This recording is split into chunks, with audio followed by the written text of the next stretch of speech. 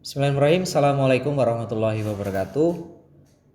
Perkenalkan, nama saya Sutrisno, dosen Prodi Pendidikan Pancasila dan Kewarganegaraan, Fakultas Keguruan dan Ilmu Pendidikan Universitas Muhammadiyah Ponorogo.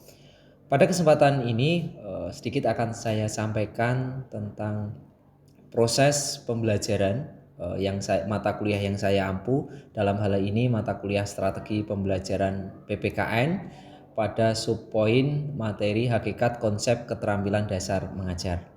Capaian pembelajaran mata kuliah strategi pembelajaran PPKN diantaranya 1. Memahami konsep strategi pembelajaran PPKN, dasar komunikasi dalam pembelajaran PPKN, serta keterampilan dasar mengajar. CPMK yang kedua, yakni mampu mengaktualisasikan pendekatan, metode, model, media, dan sumber pembelajaran PPKN. Materi yang ketiga, dapat mengembangkan desain perencanaan, pelaksanaan, dan desain evaluasi pembelajaran PPKN. CPMK yang terakhir, yakni keempat, praktek pembelajaran PPKN. Adapun materi pembelajaran dalam kuliah strategi pembelajaran PPKN diantaranya 1. Hakikat konsep strategi pembelajaran PPKN. Kedua, dasar komunikasi dalam pembelajaran PPKN. Yang ketiga, keterampilan dasar mengajar. Yang keempat, pendekatan, metode, model, media, sumber pembelajaran PPKN. Yang kelima, desain perencanaan, pelaksanaan, dan evaluasi pembelajaran PPKN. Dan yang keenam, micro teaching atau praktek pembelajaran PPKN. Sedangkan sistem pembelajaran yang digunakan dalam kuliah ini diantaranya 1, yakni pembelajaran blended learning antara pembelajaran daring dan luring. Kemudian untuk pelaksanaan pembelajaran luring kita menggunakan ruang kelas dan biasanya menggunakan laboratorium PPKN. Untuk pembelajaran daring kita menggunakan Zoom meeting, jadi kita berselang-seling dalam perkuliahan itu. Sedangkan absensi yang dilakukan oleh mahasiswa bisa melalui akun di Simtik Umpo sesuai dengan akun mahasiswa masing-masing untuk presensi. Sedangkan model pembelajaran yang kita gunakan dalam perkuliahan ini menggunakan small group discussion, kemudian contextual learning, discovery learning, dan kolaborasi learning. Kenapa kita menggunakan model ini? Karena kita coba mengembangkan bagaimana proses diskusi yang interaktif dan efektif dalam proses pembelajaran, khususnya dalam menelaah strategi pembelajaran PPKN saat ini. Sedangkan metode yang kita gunakan menggunakan diskusi dan tanya jawab, yang di situ kita coba mengembangkan student center learning, bagaimana proses pembelajaran terpusat oleh mahasiswa. Sistem penilaian kita menggunakan 2 model sistem penilaian. Yang pertama, instrumen penilaian ketepatan dan penguasaan materi. Ketepatan dan penguasaan materi ini dilakukan melalui akun Sister Simtik Umpo dosen.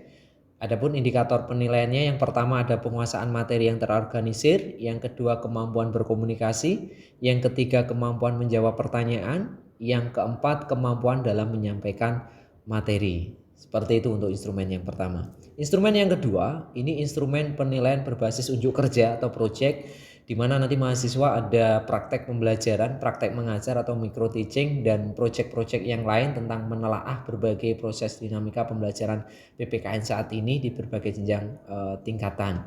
Adapun instrumen daripada penilaian yang digunakan ada tahap persiapan, ada tahap implementasi praktek, dan tahap pelaporan. Ini untuk sistem penilaian yang kedua. Sedangkan yang terakhir komponen penilaian. Komponen penilaian ini kita menggunakan standar bagaimana yang sudah ditentukan Universitas Muhammadiyah Ponorogo, di mana keaktifan 20%, UTS 20%, tugas 30%, UAS 30%. Sedangkan konvensinya tadi sebagaimana yang saya sampaikan menyesuaikan aturan standar dari universitas. Demikian gambaran umum kerangka pembelajaran strategi pembelajaran PPKN. Untuk selanjutnya, selamat menyaksikan proses pembelajaran strategi pembelajaran PPKN pada materi hakikat konsep keterampilan dasar mengajar. Terima kasih. Assalamualaikum warahmatullahi wabarakatuh. Baik, bismillahirrahmanirrahim. Assalamualaikum warahmatullahi wabarakatuh. Waalaikumsalam warahmatullahi wabarakatuh. Baik, selamat pagi. Alhamdulillah puji syukur pada kesempatan hari ini kita sudah masuk pertemuan keempat perkuliahan strategi pembelajaran PPKN, di mana di pertemuan yang keempat ini kita akan sedikit berdiskusi tentang hakikat konsep keterampilan dasar mengajar, seperti itu ya. Baik, terkait minggu yang lalu kita sudah mempelajari tentang komunikasi dalam pembelajaran. Ya, komunikasi dalam pembelajaran. Ada yang masih ingat apa itu komunikasi? Apa? Kita sedikit merefleksi dari pertemuan minggu lalu tentang strategi pembelajaran PPKN dalam materi komunikasi dalam pembelajaran. Apa kira-kira? Ada yang tahu? Apa Mbak? Apa Mas? Komunikasi pembelajaran apa? Komunikasi adalah suatu proses ketika seorang atau beberapa orang, kelompok, organisasi, dan masyarakat menciptakan menggunakan informasi agar terhubung dengan lingkungan dan orang lain. Oke, komunikasi pembelajaran itu ya. Jadi komunikasi pembelajaran interaksi. Dalam proses pembelajaran itu pasti ada yang namanya sebuah komunikasi. Dalam pembelajaran itu nggak mungkin kok cuma diem aja, kan nggak mungkin ya. Jadi harus adanya sebuah komunikasi. Nah, komunikasi yang baik itu harus diimbangi dengan proses dasar mengajar yang baik juga. Sehingga keterampilan belajar itu akan tercapai ketika ada sebuah komunikasi yang baik, seperti itu. Baik, ini tema untuk kuliah kita hari ini. Capaian pembelajaran kita apa? Tujuan dari kita kuliah hari ini apa? Satu, yang pertama apa? Mahasiswa dapat memahami dan menganalisis hakikat konsep keterampilan dasar mengajar. Itu poin utama capaian kuliah kita hari ini. Jadi Anda akan memahami bagaimana sih keterampilan seorang guru PPKN dalam melakukan sebuah proses pembelajaran. Itu yang paling penting, karena seorang guru, apalagi guru PPKN, itu harus mampu melaksanakan sebuah pembelajaran itu dengan baik, ya kan? Nggak mungkin kok guru PPKN itu nggak bisa ngajar. Maka dari itu PPKN itu memiliki nilai esensi yang tinggi dalam mengembangkan sebuah proses karakter bangsa, khususnya dalam pengamalan nilai-nilai Pancasila. Kenapa keterampilan itu penting? Karena dalam sebuah proses pembelajaran untuk mencapai sebuah tujuan pembelajaran itu harus ada sebuah keterampilan. Kalau zaman dulu kan terpusat pada guru atau siswanya, gurunya. Jadi guru itu cenderung dominan. Nah, keterampilan ini yang perlu kita asah sehingga nanti Anda sebagai seorang guru itu mampu mengajarkan PPKN itu dengan baik sesuai dengan kecakapan pembelajaran abad 21. Makanya tujuan poin dari pembelajaran kita hari ini belajar bagaimana sih keterampilan dasar mengajar yang baik itu seperti apa. Baik, yang pertama gambar ini. Apa yang Anda bisa analisis, Anda pahami tentang konsep gambar ini? Blok sini dulu. Paling belakang. Wah, Mbak Siti. Ketika kita belajar dan guru menyampaikan sebuah materi secara monoton, otomatis muridnya atau mahasiswanya itu jadi kayak kurang semangat Pak, yang seperti gambar itu, jadi Mengantuk, lemah, lesu seperti itu ya. Jadi ya itu tadi loh akibatnya ketika proses pembelajaran itu tidak diimbangi dengan interaksi yang bagus dan pendekatan yang bagus, itu akan mengakibatkan satu, ngantuk, kedua bosan, ketiga lesu gitu ya. Oke, ini kelompok sini belakang. Apa Mas Budi? Ya mungkin hampir mirip yang sampaikan pasti ya Pak. Itu yang paling utama saya kira itu bosan gitu, karena siswa hanya fokuskan terhadap guru, jadi itu siswa tidak diajak berinteraksi, jadi siswa itu dalam menangkap pembelajaran yang disampaikan guru tidak tersampaikan dengan baik. Tidak tersampaikan dengan baik. Poinnya kan di situ. Saya kira setiap guru itu memiliki inovasi dan kreativasi dalam mengembangkan proses pembelajaran. Sehingga yang namanya pembelajaran yang kurang efektif itu bisa dikurangi, sehingga proses pembelajaran itu bisa berjalan secara maksimal, sehingga yang namanya ngantuk, lemah, lesu, kurang semangat, motivasinya kurang itu bisa hilang. Makanya keterampilan itu perlu untuk Anda kuasai dalam konsep pembelajaran PPKN. Yang kedua, faktor yang mempengaruhi keberhasilan mengajar. Kira-kira apa? Poin yang pertama, kemampuan guru. Guru itu penting nggak? Penting. Kenapa kemampuan guru kira-kira? Kenapa kemampuan guru ini menjadi suatu hal yang penting? Apa kira-kira, Mas, Mbak? Apa? Kecakapan gurunya biar tersampaikan dengan baik. Kecakapan gurunya agar bisa tersampaikan dengan baik. Jadi keterampilan guru itu sangat mendominasi kan gitu. Semisal kan ada guru masuk dalam kelas, sudah marah-marah gitu, dalam arti dia punya masalah di rumahnya mungkin gitu ya. Kan biasanya kan gitu kan, punya problem keluarga kan gitu. Akhirnya dibawa ke sekolahan, akhirnya marah-marah tanpa jelas dengan muridnya. Tiba-tiba muridnya baca buku dengan diam langsung ditempeleng kepalanya. Itu kan juga sesuatu yang salah gitu loh. Dan itu banyak sekali guru-guru saat ini itu mencampur adukan masalah di rumah kemudian dibawa ke sekolah gitu. Itu yang terjadi. Makanya kemampuan guru itu harus bisa menjaga emosinya agar proses pembelajaran itu profesional sesuai dengan porsinya gitu loh, kewajibannya gitu. Yang kedua, teknologi dan informasi. Penting nggak teknologi informasi? Pentingnya apa kelompok sini? Karena kalau teknologinya memadai, kita mengakses informasinya itu juga mudah. Kalau teknologinya memadai, maka informasinya juga akan mudah. Itu kan sesuatu hal yang sangat penting juga kan? Iya kan? Makanya apalagi di abad 21 ini yang semuanya berbasis teknologi. Pembelajaran juga harus berorientasi dengan teknologi. Makanya teknologi menjadi kunci yang sangat penting juga kan gitu. Harus update, tidak kudet. Kudet itu apa?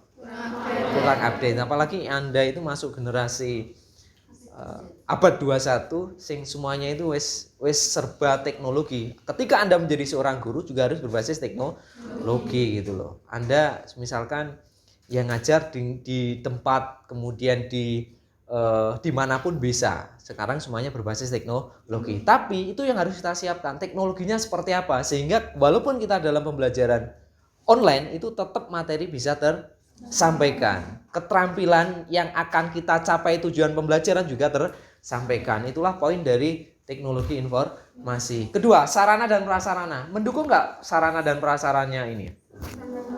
Apa indikator sangat mendukung itu? Apa contohnya? Sarana dan prasarana itu sangat mendukung. LCD, bahan ajar, kan gitu ya. Kalau itu kurang maksimal kan juga apa? Terhambat juga. Makanya proses pembelajaran itu tidak hanya dibatasi dalam ruang kelas, tapi di mana?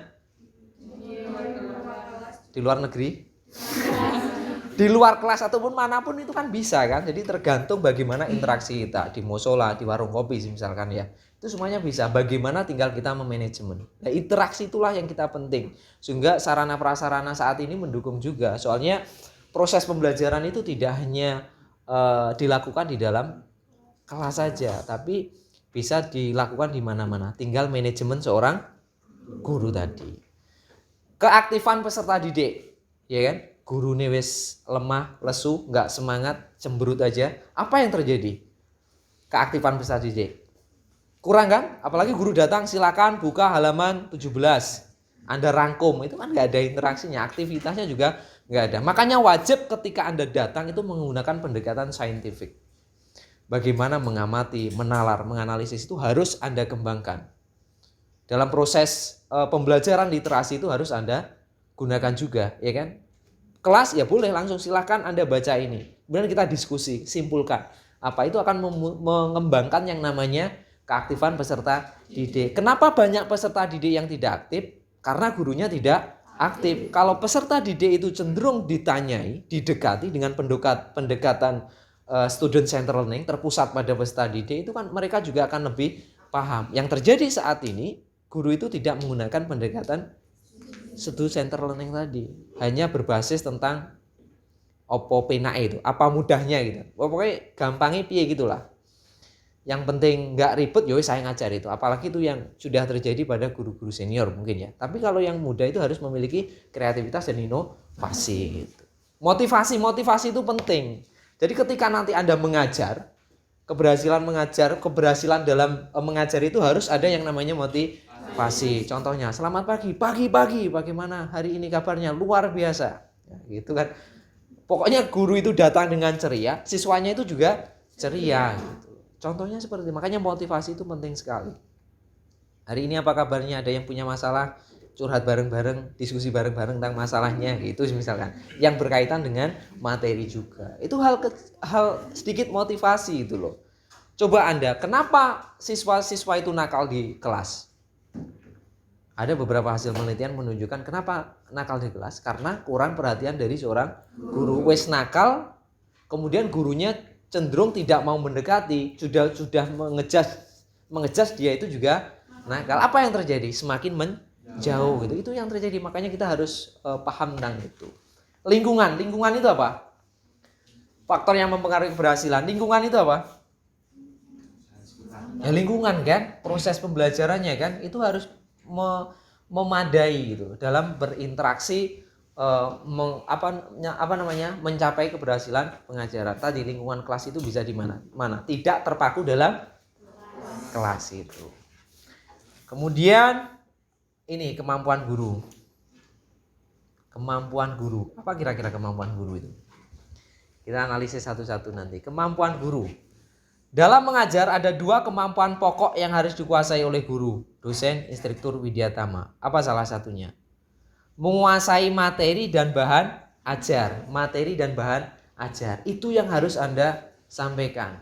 Ketika Anda menjadi seorang guru, caranya bagaimana? Sebelum Anda melakukan sebuah proses pembelajaran harus belajar terlebih dahulu. Membuat apa? Rancangan pembelajaran. Namanya apa?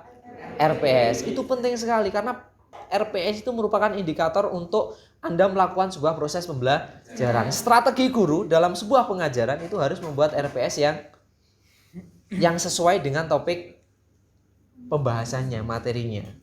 Fokus gitu, tidak kok ngalor ngidul nggak jelas. Itu ya bahan ajar. Kedua, menguasai metodologi atau cara untuk belajar. How to. Jadi metodologi pembelajaran tadi loh. Anda datang dalam kelas, Anda absen satu persatu, sampaikan tujuan pembelajaran, ada interaksi, kemudian pendekatannya terpusat kepada siswa, diperhatikan satu-satu, dalam arti ditanyai satu-satu sesuai dengan aspek materinya, itu yang bagus. Itu yang harus dilakukan seorang guru. Ya, itu yang harus diingat-ingat sebagai seorang guru itu seperti itu.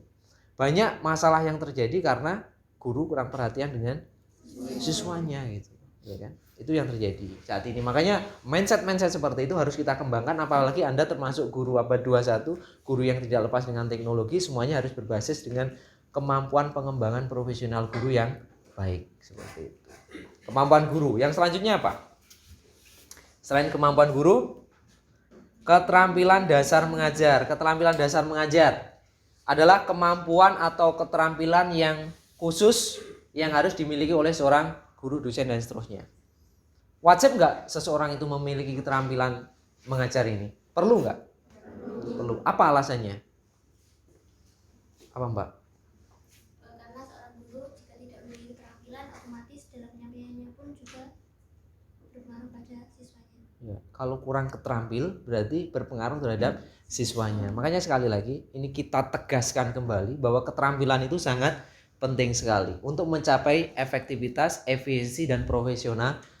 Salah satu kecapaian seorang proses dalam pembelajaran itu tergantung dalam bagaimana cara dia mengajar. Itu kuncinya. Makanya itu harus Anda kuasai.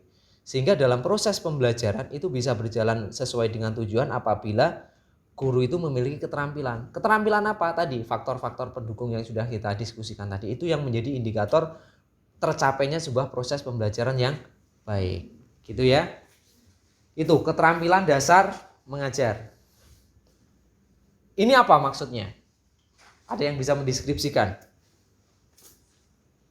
Apa kira-kira? Masa lalu.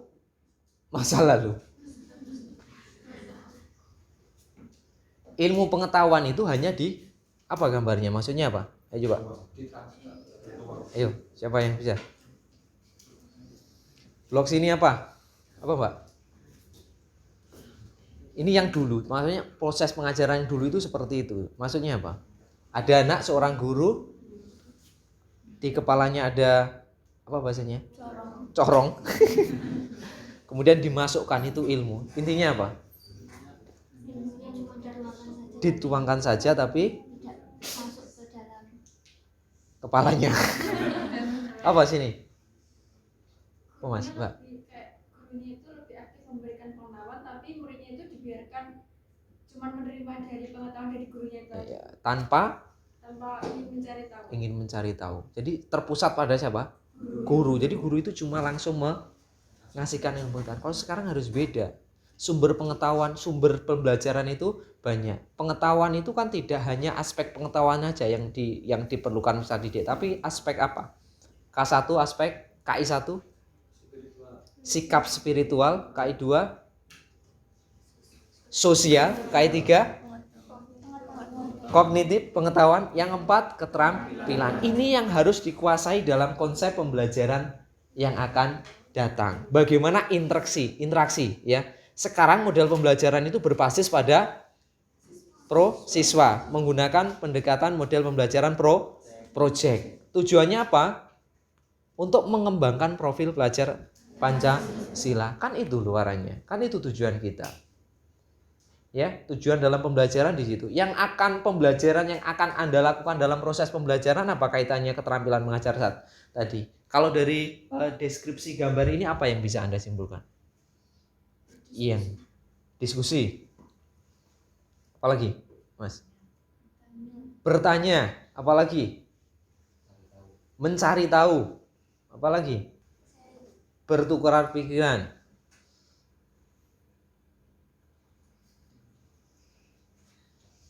Sudah? Cukup? Cukup. Jadi yang namanya proses pembelajaran yang Anda lakukan itu salah satunya ya poin-poin tadi yang sudah Anda sampaikan tadi.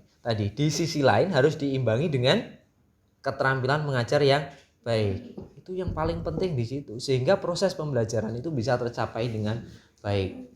Siswa banyak berinteraksi, contextual teaching learning, mencari berbagai persoalan yang ada di lingkungan sekitar. Apalagi pendidikan Pancasila dan kewarganegaraan, nilai-nilai Pancasila itu harus diamalkan dan kembangkan baik dalam lingkungan keluarga, sekolah, masyarakat, bangsa dan negara. Itu yang belum tercapai saat ini. Makanya bagaimana inovasi kreativitas Anda dalam melakukan sebuah proses pembelajaran seperti itu. Selanjutnya, pembelajaran sebagai proses interaksi. Ya kan? Pembelajaran itu sebagai proses interaksi. Interaksi yang bagaimana? Ada yang mau berpendapat, berdiskusi? Siswa, guru, sumber belajar. Ini maksudnya pembelajaran sebagai interaksi. Oke, apa kira-kira? Belajar sebagai sumber interaksi. Ayo, pendapatnya siapa? Maksudnya belajar sebagai sumber interaksi itu bagaimana?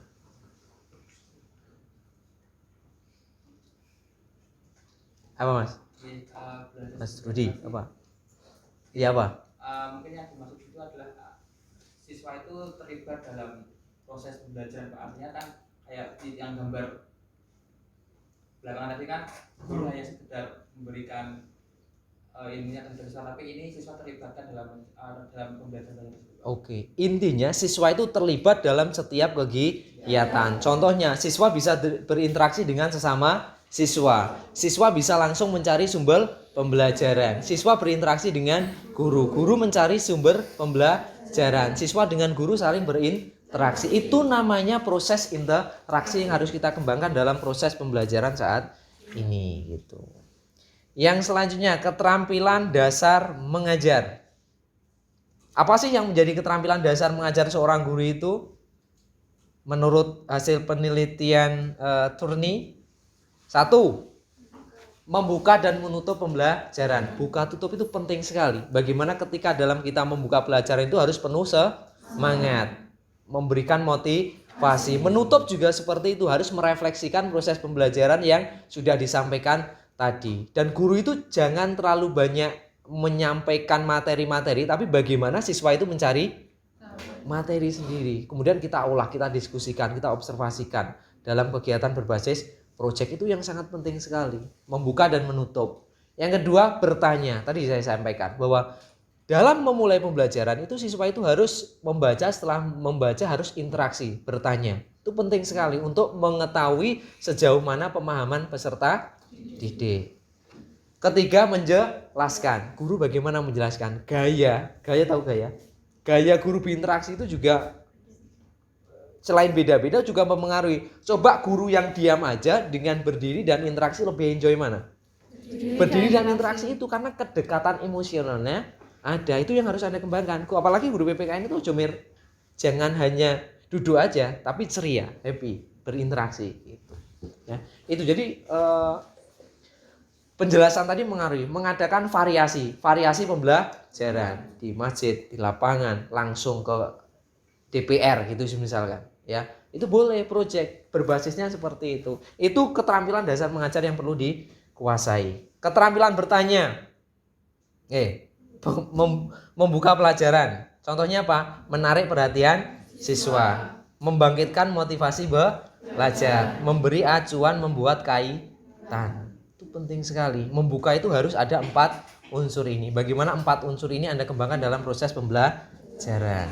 Sekarang keterampilan bertanya. Keterampilan bertanya. Apa yang menjadi dasar keterampilan bertanya? Bertanya merupakan satu unsur yang selalu ada dalam proses komunikasi pembelajaran. Jangan sampai dalam Anda melakukan pembelajaran itu nggak enak sesi pertanyaan. Harus ada. Karena ini unsur terpenting untuk mengetahui sejauh mana tingkat pengetahuan dari peserta didik itu. Ini keterampilan bertanya dasar. Ada mengungkapkan pertanyaan secara jelas, memberikan acuan, pemusatan, penyebaran, giliran, memberikan waktu berpikir, kemudian memberikan tuntutan pengajaran bertanya lain yang lebih sederhana. Itu poin daripada 6 keterampilan bertanya secara dasar. Tujuannya untuk apa? Ini yang terakhir. Tujuan pemberian pertanyaan itu untuk apa? Tujuannya untuk apa? Pertama, membangkitkan minat rasa ingin tahu siswa. Itu penting sekali karena minat rasa ingin tahu itu siswa dengan sebuah pertanyaan. Yang kedua, memusatkan perhatian siswa terhadap pokok bahasan atau konsep. Itu fungsinya pertanyaan. Yang ketiga, mendiagnosis kesulitan-kesulitan khusus menghambat siswa dalam proses pembelajaran. Yang keempat, mengembangkan cara belajar siswa yang aktif. Itu 4 poin dalam proses tujuan memberikan sebuah pertanyaan. Saya kira itu gambaran umum kita tentang keterampilan proses pembelajaran. Silakan kalau ada yang mau diskusi, pertanyaan. Yuk, sini dulu satu, sini satu. Pertanyaan, silakan. Silakan bertanya. Oke, silakan Mbak. Bagaimana cara kita sebagai guru untuk membangun emosi atau kedekatan emosional dengan siswa-siswa itu nyaman dan kita dan kemudian bisa memahami pembelajaran dari kita. Oke, caranya bagaimana agar membangun emosi itu? Pertama, caranya ketika siswa itu nakal dalam arti tidak menuruti kita adakan pendekatan. Mas Mbak, kenapa kok seperti ini? Kita kasih pendekatan. Ayo silakan tanggung jawab, dikerjakan seperti itu. Intinya seperti itu. Kedekatan emosionalnya harus ada. Sehingga mereka, oh saya merasa diperhatikan. Walaupun saya nakal, ternyata guru PPKN ada yang perhatian dengan saya, selalu memberikan semangat. Itu caranya Mbak. Jadi personal harus didekati satu per satu. Jangan kok ketika nakal terus dihantam. Maksudnya dihantam itu dimarahi sekali itu jangan. Tapi itu yang menjadi kunci dasar kita. Harus adanya pendekatan itu. Itu nanti akan jauh lebih berbeda. Ya, itu. Aduh, satu lagi terakhir. Ayo silakan tanya. Mahasiswa PPKN tadi loh, keuntungan bertanya itu kan harus ada. Ayo. Silakan. Kemarin saya itu observasi di SD.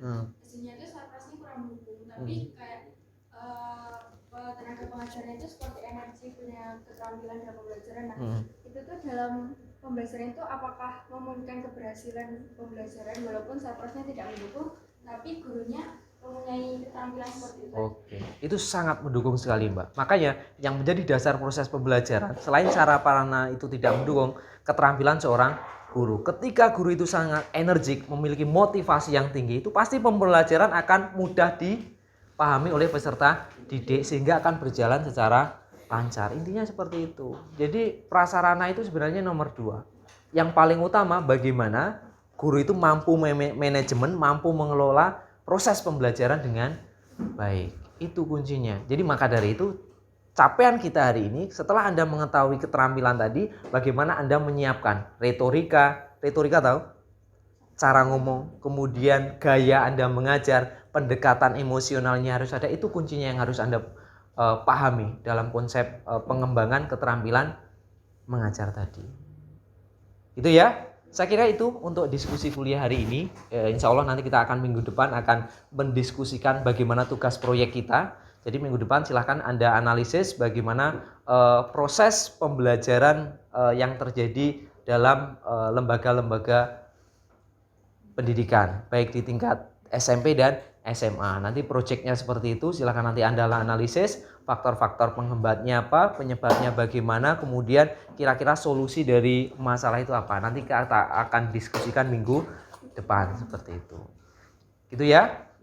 Oke, baik, silakan nanti kelompoknya silakan dibagi sendiri-sendiri dan kita nanti minggu depan presentasi tugas proyek itu sesuai laporannya masing-masing ya. Sekali lagi itu yang bisa kami sampaikan dalam kuliah strategi pembelajaran PPKN ini. Semoga bermanfaat dan sekali lagi bagaimana kita mengembangkan keterampilan kita menjadi seorang guru yang profesional sehingga bisa mencerdaskan kehidupan bangsa, mampu mengamalkan nilai-nilai Pancasila dalam setiap proses pembelajaran. Terima kasih, ada kurangnya saya mohon maaf, ada lebihnya kepada Allah Subhanahu wa taala. Sampai ketemu minggu depan. Kita tutup dengan doa kafaratul majelis. Subhanakallahumma wa bihamdika asyhadu an la ilaha illa anta astaghfiruka wa atubu ilaik. Assalamualaikum warahmatullahi wabarakatuh. Waalaikumsalam.